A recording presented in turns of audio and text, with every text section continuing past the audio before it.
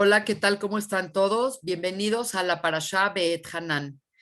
Beet Hanan es la segunda parashá de Sefer de Barim y pues es una parashá sumamente importante en su contenido y en su mensaje.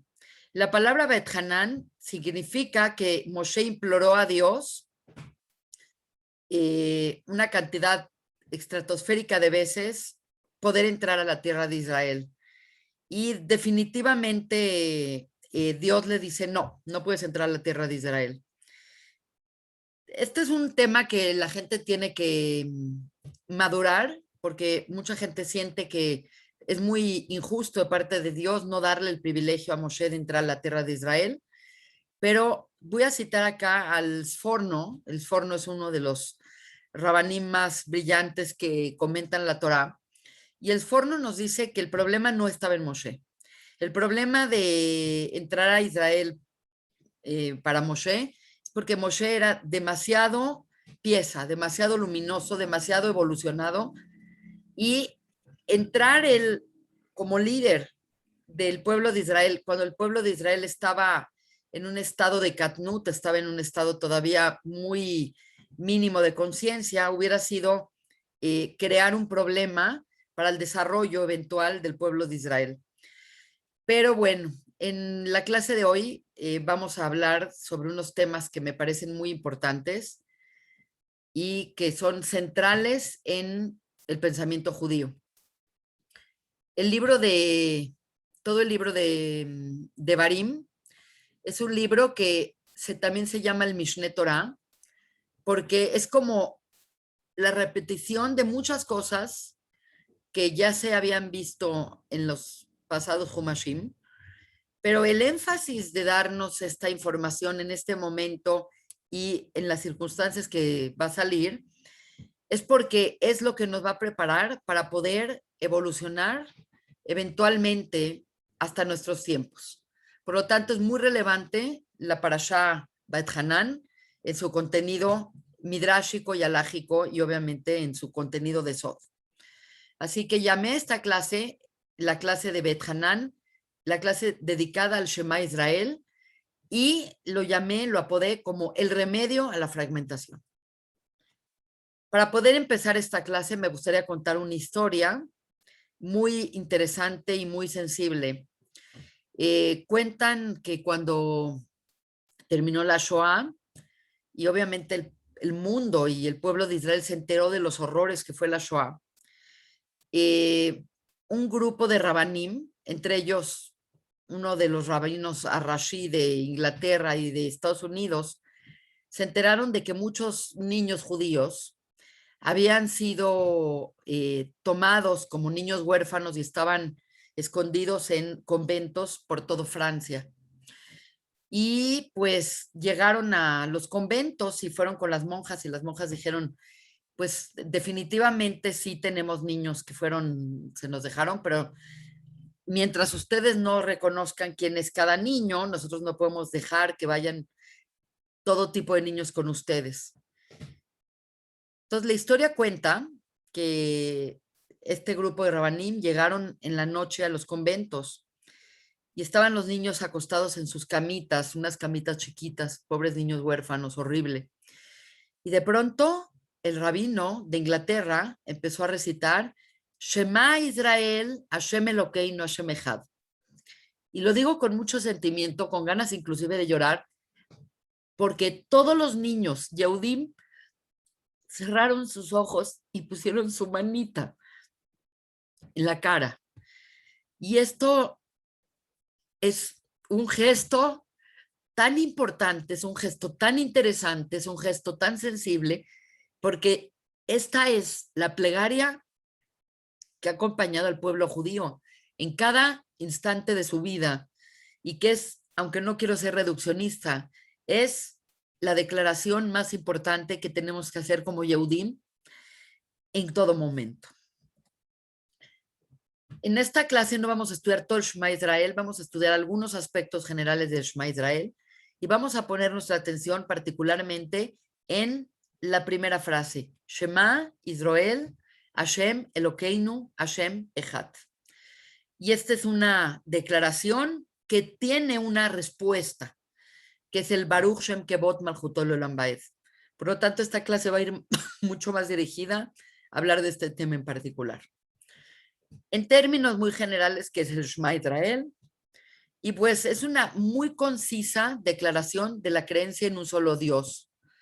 Es lo que se llama la declaración del monoteísmo puro, porque la humanidad le gusta hablar del judaísmo y del judaísmo y cristianismo, y del judaísmo y cristianismo y musulmán, como que todas estas religiones son parte de lo mismo, pero realmente no parten de lo mismo. Parten de lo mismo de que aceptan que hay un Dios, pero cada una de ellas tiene otra interpretación. Y el judaísmo se distingue de todas ellas porque es completamente la declaración de un solo Dios, de una ahdut y de una indivisibilidad de este Dios. En términos muy generales, esta declaración es una declaración que tiene en sí, deriva en una serie de preceptos y que básicamente estos preceptos tienen que ver con precisamente esta declaración. Por lo tanto, tiene en términos generales la declaración y después tiene 3 pesukim. Los 3 pesukim salen de la Torá y es el Beafte Tashem Elokeja, después el Beayim Shamuat Ishmeru el Mitzvotai y Bayomer el Moshe el Emor. Básicamente, cada uno de estos pesukim contienen a su vez mitzvot que tienen que ver con la aseguramiento, con la declaración de fe y constante de que nada más creemos en un solo Dios. El Shema Israel lo tenemos que decir 2 veces al día, pero realmente son 3, porque se tiene que decir en la mañana, se tiene que decir en el rezo de Arbit en la noche, y se tiene que ir a dormir uno con el Shema Israel en la boca, a la mitad. Por lo tanto, realmente la mitzvah es decirlo 2 veces, y a la hora de realmente aplicarlo, se dicen 3 veces. Uno en Shaharit, uno en Arbit y uno antes de ir a dormir. Y hay mucha gente que no se sabe todo el Shema Israel, hay mucha gente que nada más dice la primera estrofa. Obviamente lo óptimo es decir las 3 estrofas, pero es bien sabido que no importa qué judío sea, no importa si es ortodoxo, no ortodoxo, si es conservative, si es más ateo, si es más agnóstico, todo el mundo sabe la primera estrofa y es un tipo de exclamación que sale en momentos muy particulares, cuando hay una sorpresa, cuando hay una desgracia, cuando hay una felicidad. Es una forma de declarar y ponernos en un mood completamente donde entendamos que Dios es uno. Cuando hablamos de quién recitó por primera vez el Shema Israel, nos vamos a encontrar con que el primero es Israel, que es Jacob Avinu. La primera fuente realmente escrita de cuándo se dijo el Shema Israel es cuando Jacob Avinu está viviendo en Egipto después de haberse recuperado del trauma de que Joseph no murió y está en sus últimos días cuando llama a todos sus hijos y Jacob en ese momento como profeta que era, tiene una visión de lo que va a ser el Ketz. El Ketz es este momento, el fin de la historia, lo que se llama, ¿qué va a pasar al final de los tiempos? Jacob es un patriarca que experimentó en su vida y pudo ver a través de diferentes visiones que tuvo a lo largo de su vida cuál iba a ser la historia total de Israel. Y llamó a sus hijos para compartir esta visión con ellos y cuando los hijos llegaron, esta visión se esfumó de su mente. Y por lo tanto él en ese momento sospechó que había algo, que había un defecto, que había una fractura, que había a lo mejor idolatría dentro de sus hijos. Y les dice, Shema Israel, Hashem Elokeinu Hashem Echad, es los hijos clamándole a Jacob, escucha Israel, escucha Padre, escucha Jacob, Hashem Elokeinu, Hashem Echad, Dios es uno. Todos somos monoteístas, todos hemos seguido tu camino, todos somos tzadikim. Y es que él dice, Baruch Shem Kevot Malchut Olam Baed, bendice a Dios porque toda su progenie está en el camino del monoteísmo. También hay una alusión importante porque dicen que cuando Jacob se reencontró con Yosef y llevaba 22 años pensando que Yosef estaba muerto. Y por lo tanto es muy interesante que cuando lo vio, dicen que él empezó a decir el Shema Israel, porque se dio cuenta que el pueblo de Israel se componía también de Yosef y que Yosef no estaba faltando. Por lo tanto, podríamos decir que es la fuente histórica para el Shema Israel. Y como dijimos, el Shema Israel se compone de 3 estrofas diferentes que vienen en diferentes partes de la Torah. El Shema Israel es en sí una expresión concisa, muy concisa, y básicamente es como la solución más importante que tenemos después de que el Adán comió del Etzadat. La cuestión es la siguiente. Nosotros vivimos en el mundo de Malhut.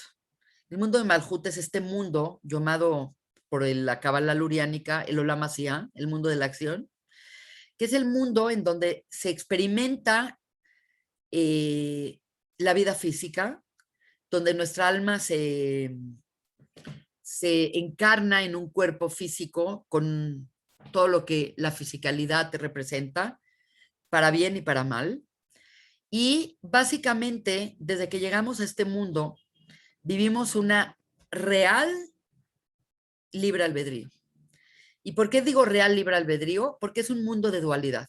Es el mundo creado por haber comido del Etzadat Tov Berá.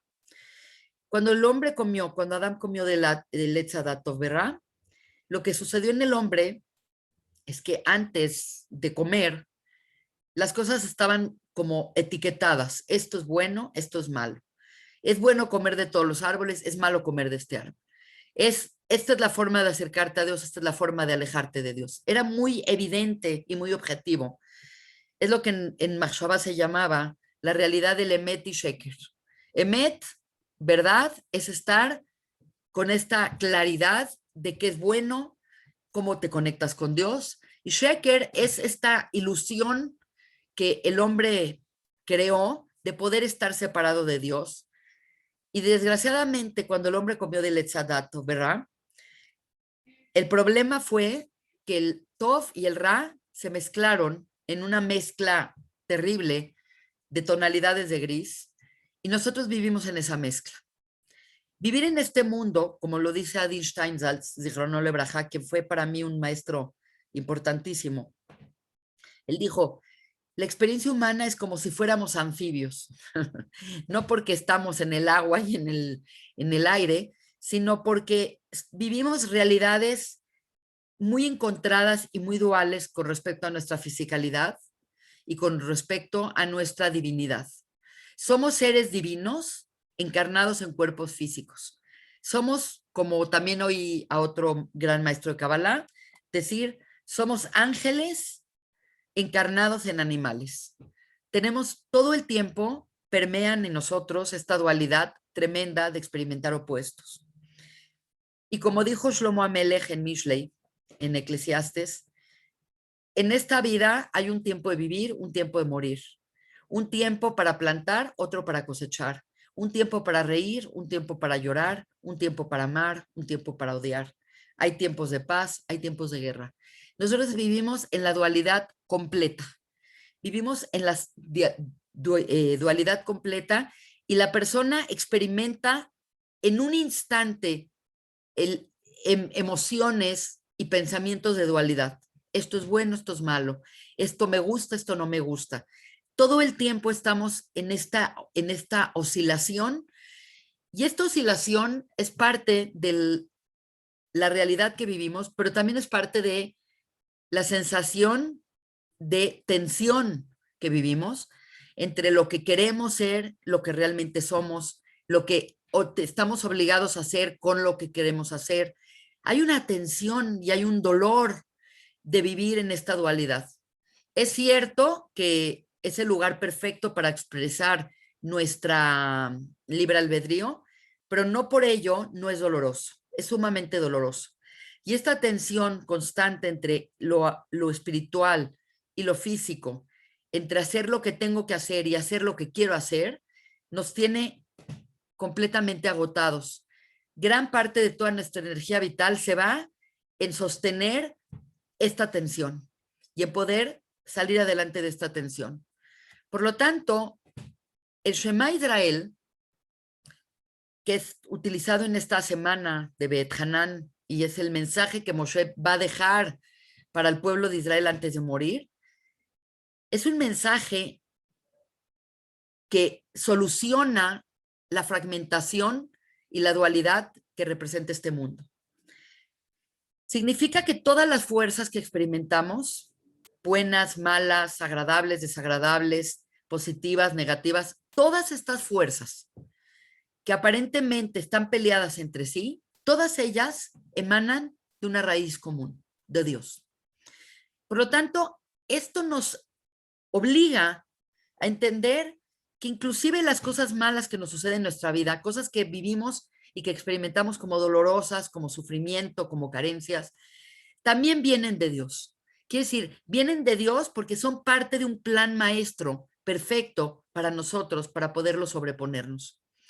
Por lo tanto, cuando una persona tiene esto en la mente, la persona deja de pensar que hay una fuerza opuesta a Dios que está en su vida y que esa fuerza está poseyendo su vida y está chupando su energía.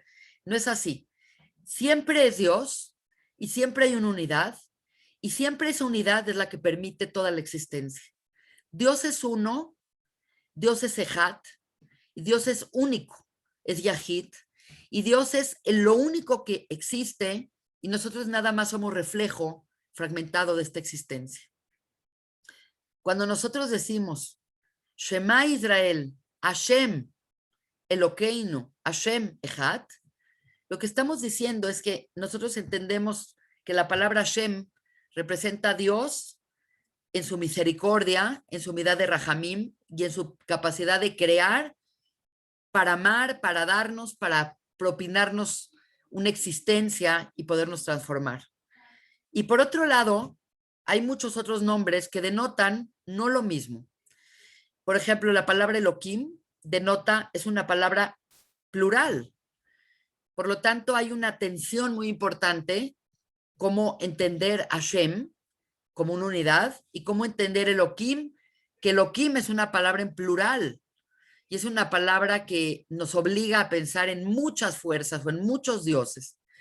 Por lo tanto, esta declaración, la finalidad de esta declaración es decir, Hashem es uno y Elohim también es uno.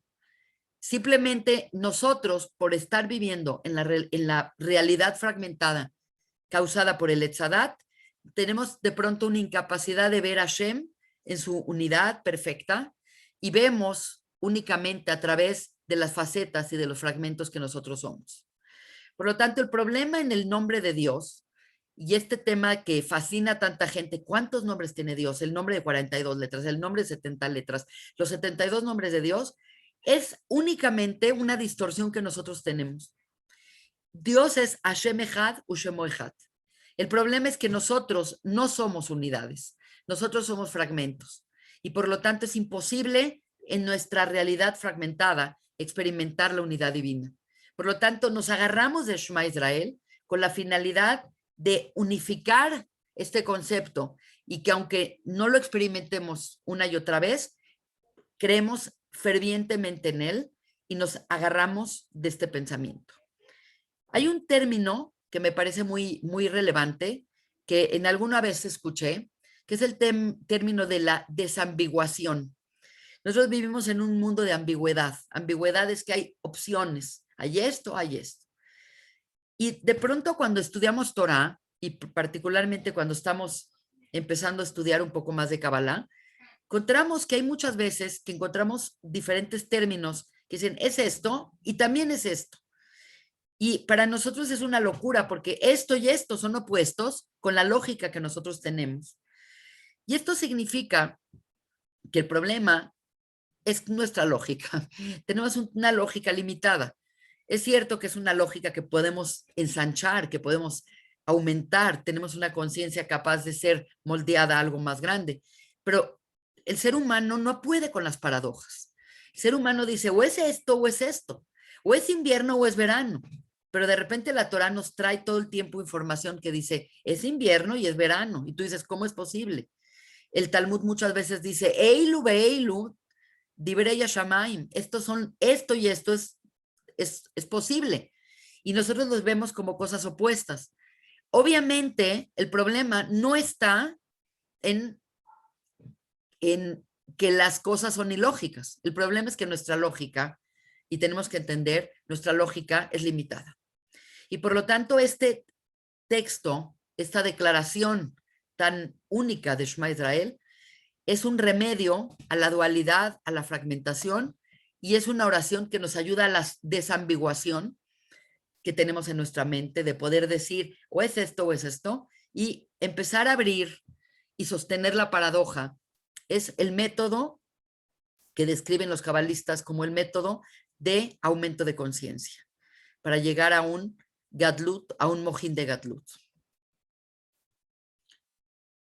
Esto, como acabamos de explicar, el hombre es fragmentado. La visión del hombre es parcial. Estamos limitados, desgraciadamente, por tiempo y estamos limitados por espacio. Yo estoy ahorita en Polanco dando una clase en la Ciudad de México. No puedo estar simultáneamente experimentando mi presencia en Japón o en otro lugar. Estoy limitada por el tiempo y por el espacio que me tocó vivir. Y esto representa muchas cosas, pero básicamente esto nos hace ser pequeños trozos de Adán. Y cada uno en su pequeño trozo tiene una capacidad de ver ciertas cosas. No somos objetivos. El ser humano no es objetivo. Puedes tratar de ser lo más objetivo posible, pero no somos objetivos. Y por lo tanto no vemos la realidad de manera objetiva. La vemos completamente a nivel de fragmentos. Por lo tanto, el esfuerzo mental y energético para ir en contra de esto es enorme.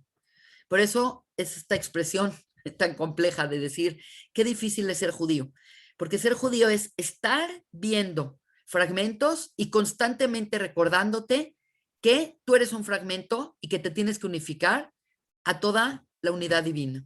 Esa es la grandeza de Shema Israel.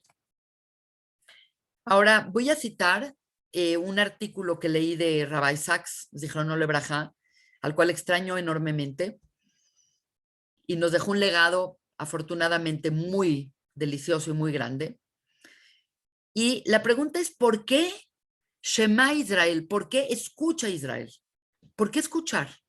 ¿Por qué parece que escuchar es tan importante cuando nosotros vivimos en el mundo donde aparentemente ver es más importante que escuchar? Entonces, quiero comentarles varias cosas que son muy relevantes para esta clase. Y básicamente escuché esto que me parece genial. Cuando Am Israel salió de Egipto, se dirigieron a Sinai. Exactamente 50 días después de la salida de Egipto, Am Israel recibe la Torá. En el interim se prepararon con todo este sistema energético llamado el Omer, que son 49 días, y el día 50, que es el día de Matan Torá, el día de Shavuot, el pueblo unido, porque esto es una cosa importante, recibieron la Torá y Hashem en ese momento entregó su Torá al pueblo de Israel.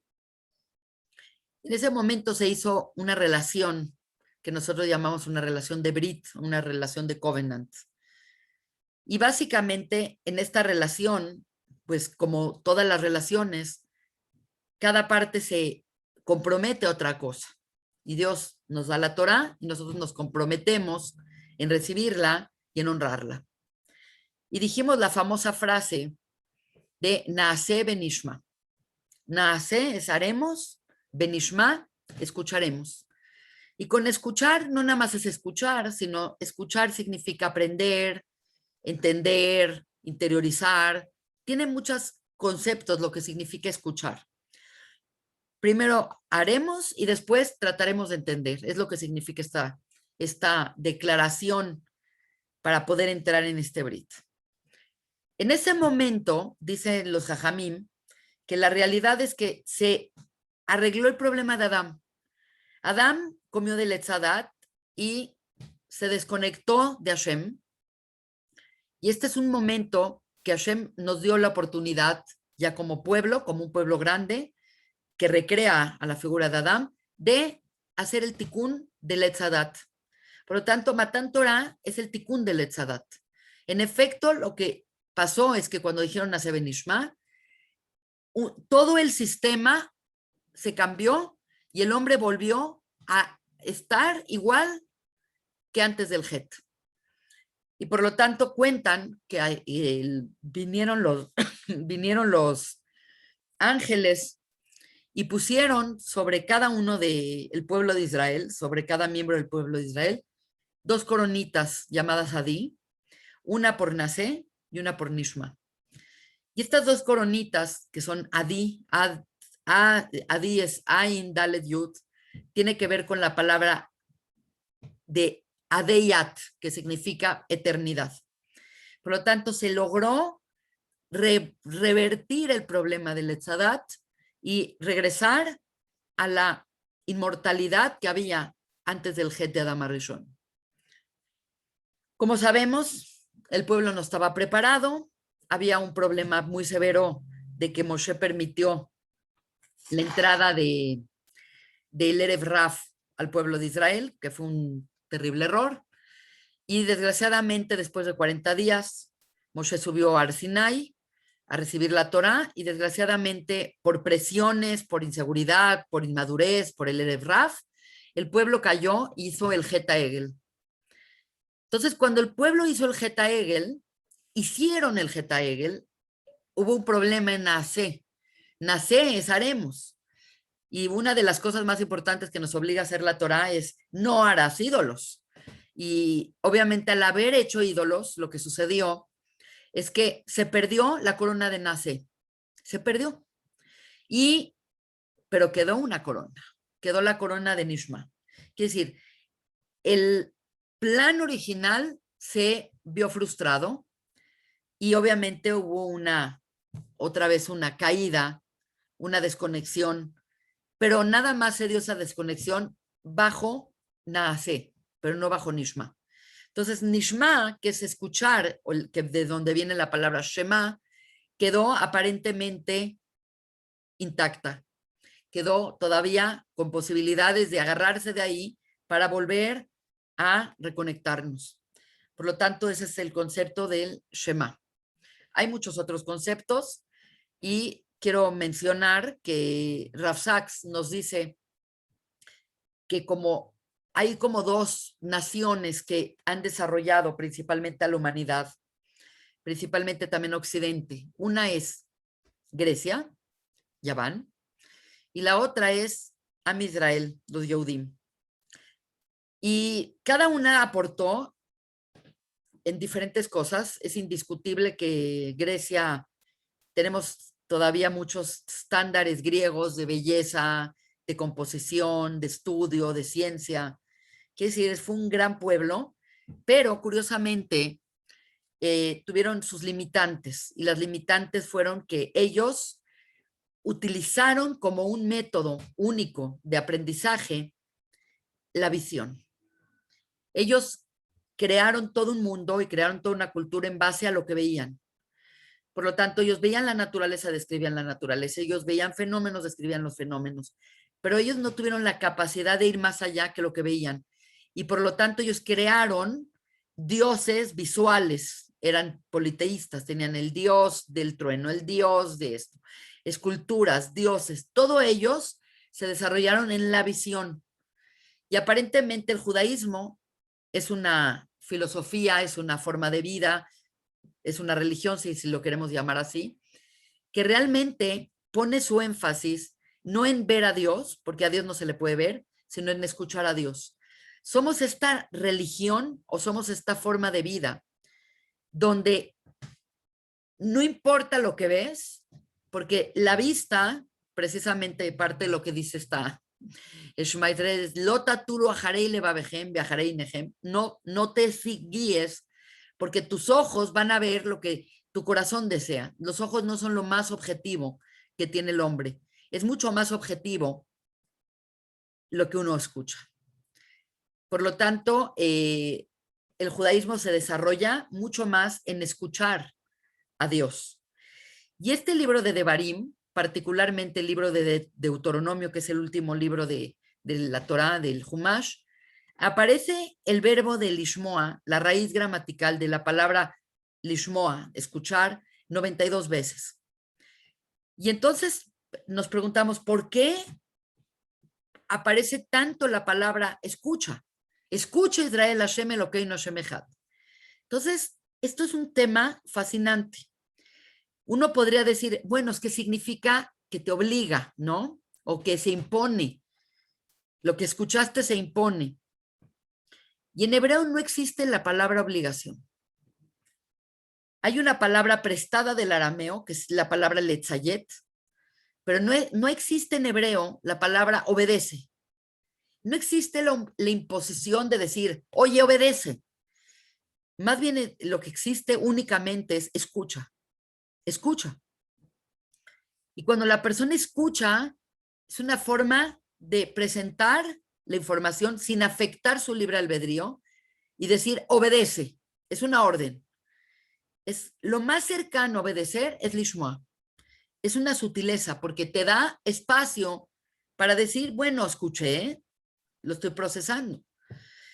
Entonces, esto lo quiero mencionar porque en la cascada de los Olamot, según el Arizal, la luz de Hashem se va volviendo cada vez más densa hasta llegar a nosotros, donde la luz es tan densa que se vuelve física.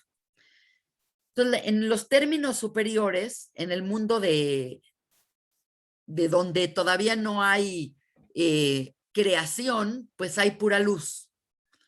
Y hay pura luz y hay lo que nosotros llamamos el Or Ein Sof, la luz infinita de Hashem, que no es Dios. Dios emana esta luz. Nosotros no sabemos qué es Dios. Entonces tampoco podemos llamarle a Dios la luz.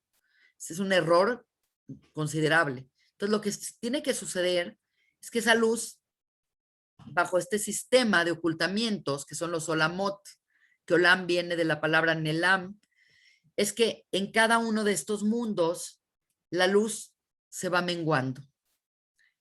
Y en el mundo de Atzilut, que es el mundo de la emanación, se considera que lo principal es la visión. Pero obviamente nosotros no estamos en el mundo de Atzilut. Cuando nosotros vemos, no vemos con la mirada de Atzilut, nosotros vemos con la mirada de Asiá. Vemos con ojos, vemos con una mirada que ves a través del ojo y después de todo un proceso complejísimo es que te llega la información y se integra la información en el lóbulo occipital, que es la corteza occipital del cerebro. Entonces, el mundo de visión que habla la Torá no es el mundo de visión con el que nosotros vemos. El mundo de Briá, que es de donde emana supuestamente nuestra alma, es el mundo del escuchar. Es muy interesante porque es como lo tenemos en el cuerpo humano, la visión, la escucha, la nariz y la boca. Entonces, Briá equivale a escuchar, pero no es nada más oír, porque tú puedes oír muchas cosas y te entra por uno y te sale por el otro. Puedes oír música y ni te das cuenta, puedes oír ruidos y ni los integras. En este caso, Lishmoa y el Shema hablan de la capacidad humana de escuchar, que implica integrar, implica recibir una información, significa aprender e internalizar. Como en alguna clase explicamos, el Olam Yetzirah tiene que ver con la rectificación del olfato y el mundo de Asiá tiene que ver con la boca, tiene que ver con hablar, tiene que ver con comer, tiene que ver con estas funciones que tenemos particularmente en la boca. Para que ustedes lo recuerden, tienen que pensar en la Abdalá, que primero decimos Or y vemos la luz, luego escuchamos, luego leemos los besamim y luego se toma el vino. Es una forma correcta de entender cómo baja la información. Ahora vamos a entender, ya que entendemos filosóficamente la importancia del Shema, para qué se hace el Shema, cuándo se dice el Shema, tenemos ahora que entrar en lo que se llama la categoría de Sod. Sod es algunos aspectos de la Kabbalah, y el Zohar de esta Parashá Bet Hanan nos viene con un Sod muy importante de la palabra Shema.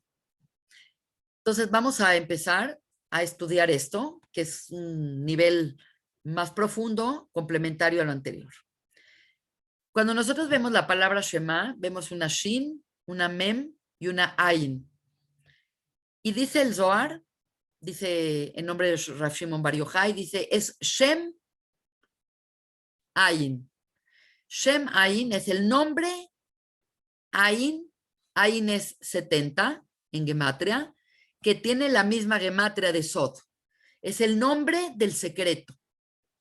¿Y cuál es el secreto? El secreto son las siguientes palabras que se derivan precisamente en esta frase de Shema Israel, Hashem Elokeinu, Hashem Echad. Es Yud, que es 10, Hashem, que es la palabra Yud Kei Vav Kei, nosotros decimos Hashem, que es también Yud, que es 10, Elokeinu, que empieza con Aleph, que es 1, y otra vez Hashem, que es Yud, que es 10. ¿Qué significa? El secreto del nombre es Yud, Yud, Aleph, Yud.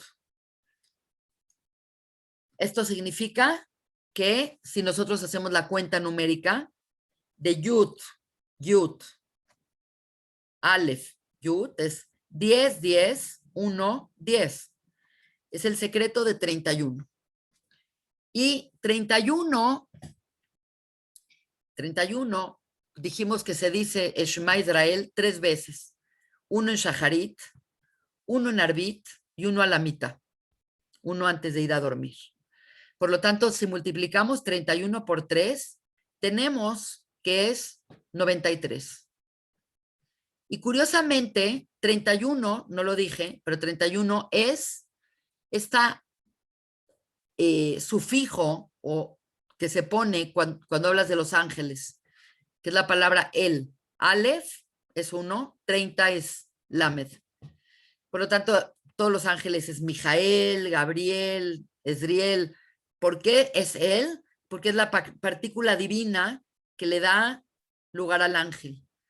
Por lo tanto, la suma de las 3 veces que decimos el Shema Israel, en la mañana, en la noche y antes de dormir, forma 93, que es la gematria de la palabra Magen. Magen significa escudo.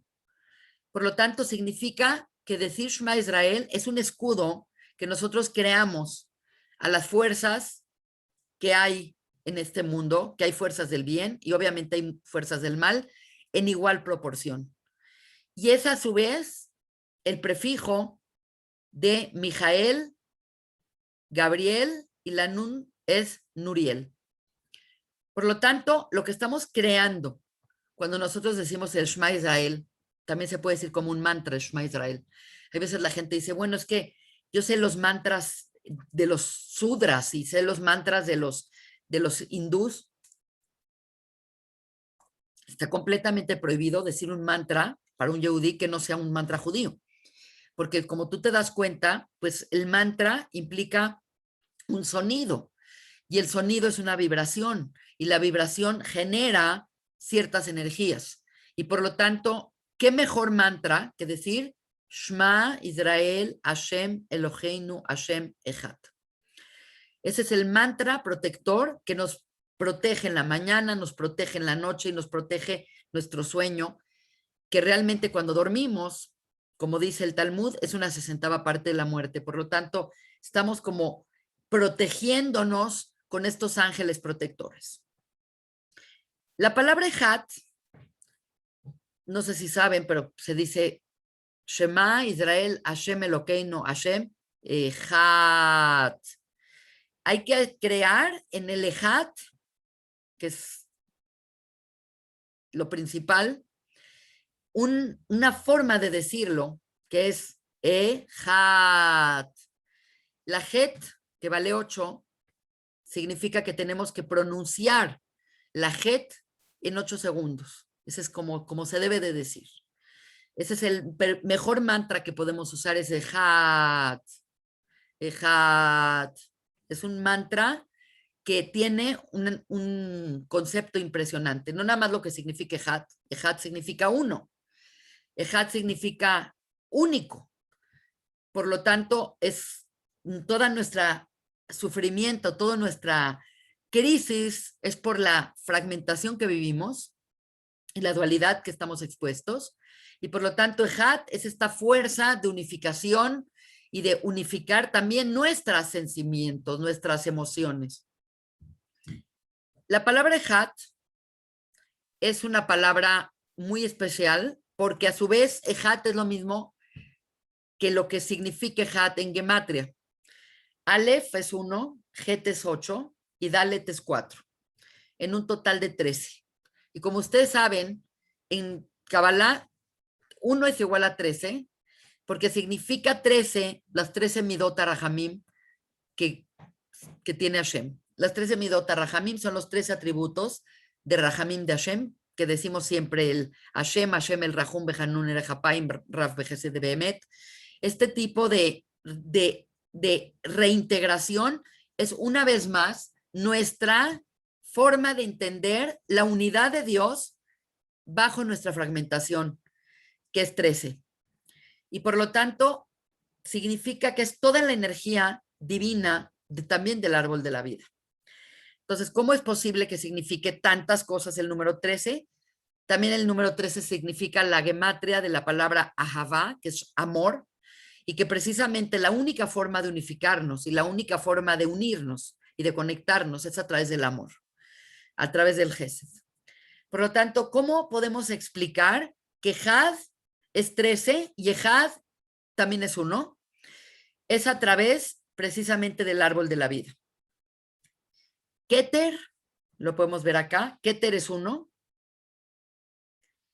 Las 8 sefirot que van, Jochma, Bina, Gesed, Din, Tiferet, Netzach, Hod y Yesod, son 8. Es Het. Y Malhut, que es la última sefirá, acá la que tenemos abajo, es Dalet. De tal manera que tenemos 1 más 8 más Dalet, que es 4, 13. Por lo tanto, esto significa que nosotros, cuando decimos Ejat, estamos conectándonos bajo el árbol de la vida y no el árbol de la muerte, el Etzadat. El árbol de la vida, como baja la energía desde Keter hasta Malhut a través de 13. Ok. Este es un concepto, lo encontré como una riqueza aledaña cultural a esta clase. Cuando nosotros hacemos Netilat Yadayim y cuando hacemos Maimachroinim y cuando nos lavamos las manos al despertar y antes de comer pan, lo importante, como ustedes saben, es que el agua caiga como de esta parte para abajo y que todos los dedos se laven y se enjuaguen. El nombre de cada uno de los dedos, que es muy interesante, a mí, pues yo no lo conocía, pero está muy interesante. Por ejemplo, el dedo pulgar es Boen, y así cada uno de los dedos. Encontramos la gematria de cada uno de los dedos, y el total es 1118.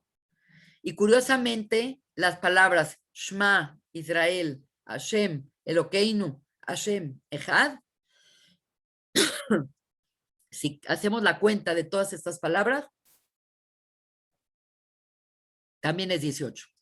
Por lo tanto, cuando una persona se está lavando las manos, ya sea en la mañana, ya sea después del panteón, ya sea antes de comer pan, ya sea en Maimachroinim, lo que está la persona haciendo es reconectarse con su Shema Israel. Ahora se va a poner todavía más interesante. En esta parashá, yo no he hablado de qué trata la parashá. Perdón, no he hablado de qué trata la parashá en general, Pero esta parashá dijimos que contiene el ruego de Moshe para entrar a la tierra de Israel, y después viene como una Yerushá, un legado que le quiere dar Moshe al pueblo de Israel, como diciendo, sigan esto los va a permitir no perderse en el camino. Esto les va a permitir tener experiencias y saber cómo regresar. Es como esta llave de tu casa que tienes guardada y tienes siempre cómo poder entrar a tu casa. Esta es toda la parashá.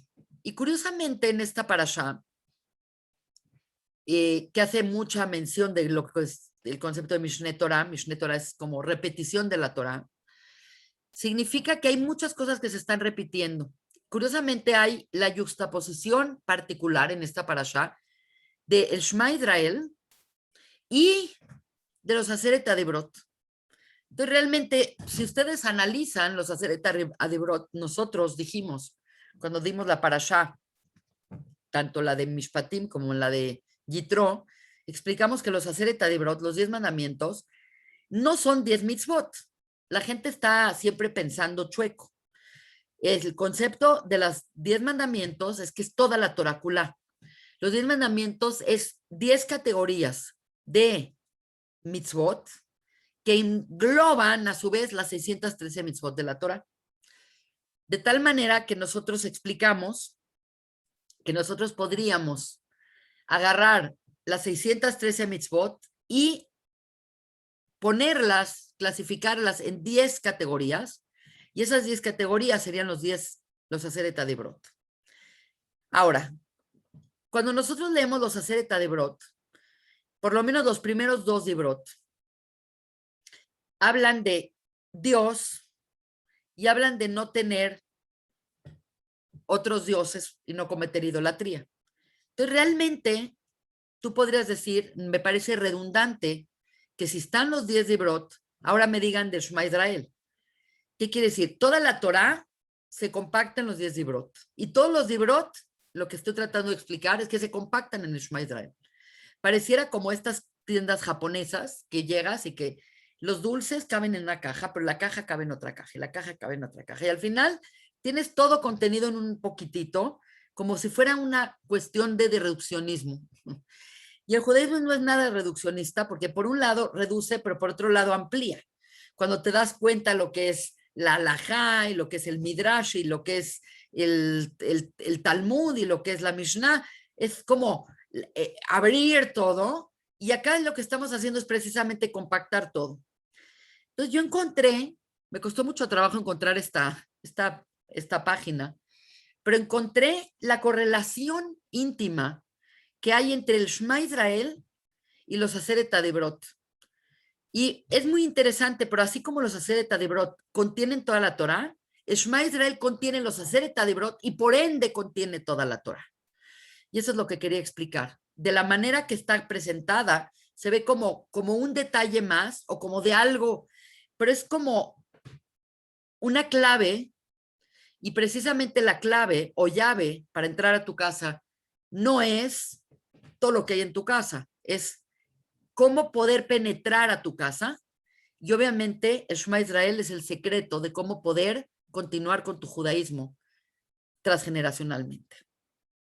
Por eso la primera tefilá que tenemos que enseñar a nuestros hijos, y por eso estos niños fueron distinguidos de los niños cristianos que habían huérfanos en el monasterio, por este gesto de cerrarse los ojitos. Por lo tanto, pues esto nos deja que pensar de cuáles son las prioridades. Si tenemos que dar prioridades, esta es verdaderamente prioridad. Me gustaría explicar esto de esta manera. Y es importante para mí mencionar, un segundo, que cuando nosotros contamos los Aseret Adibrot, hay exactamente 620 palabras.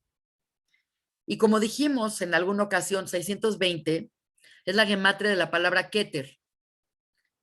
20, 400, 200. 620 es la gematria de la palabra Keter. Keter es corona. Y Keter significa que tenemos toda la Torá contenida en este Keter. Pero también es muy interesante porque cuando uno dice Shema Israel, que estamos explicando que equivale a los 10 Dibrot, dice que recibimos Ol Malchut Shamaim, recibimos toda el Malchut, toda la grandeza del reino celestial.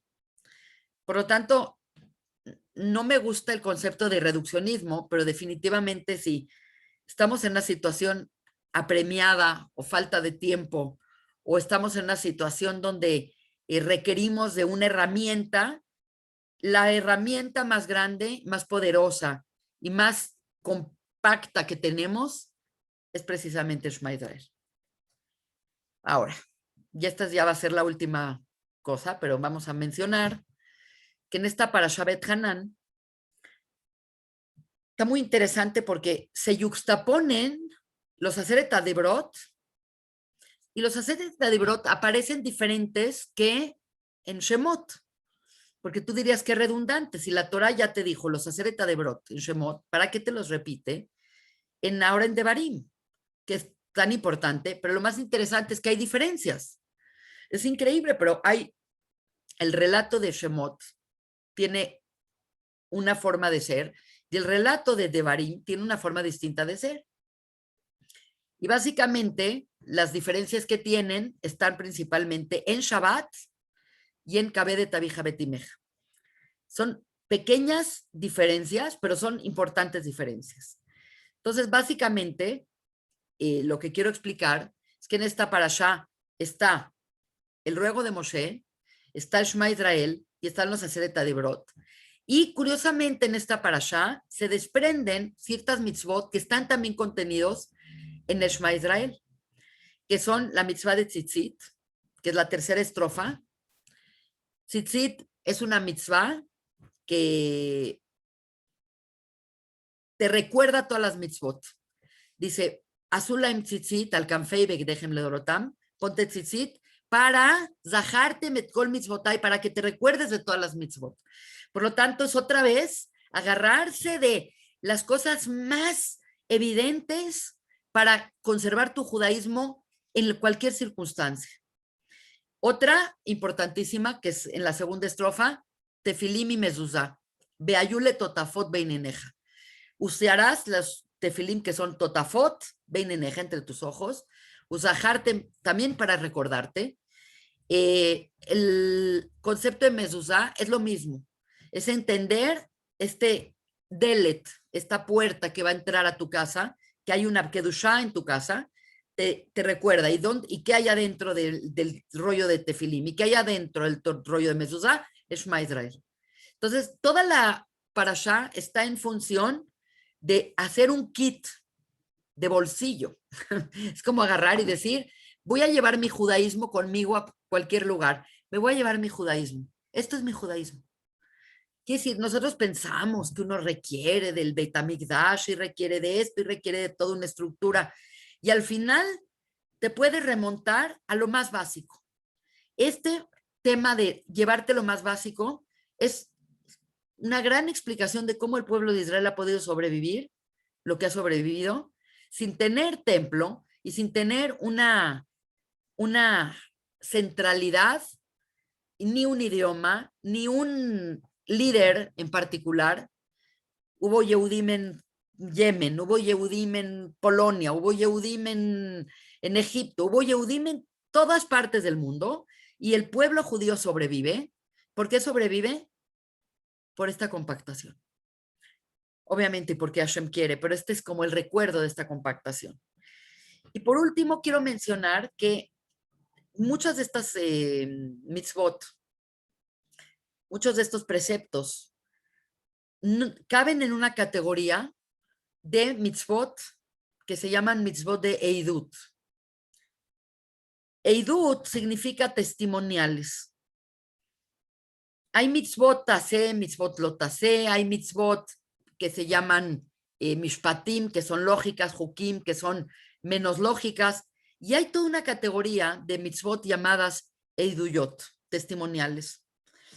Y esto es muy interesante y me parece muy sensible mencionarlo, porque la mezuzá es un testimonio, el tefilim es un testimonio, Shabbat es un testimonio. Y es increíble, pero nos damos cuenta que parte de nuestra función como creación es ser un testimonio de que Dios existe. Ese es ser un testimonio de que nuestra presencia no es nada más curiosa que estamos acá y que tenemos estas creencias.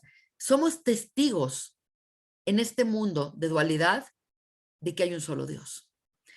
Eso es lo que representa para mí, en short, la Parashá Bet Hanan. No sin antes desearles que tengan un Shabbat Shalom, un Shabbat bendecido. Es interesantísimo que nosotros, al cuidar Shabbat, estamos siendo testigos de que Dios creó el mundo.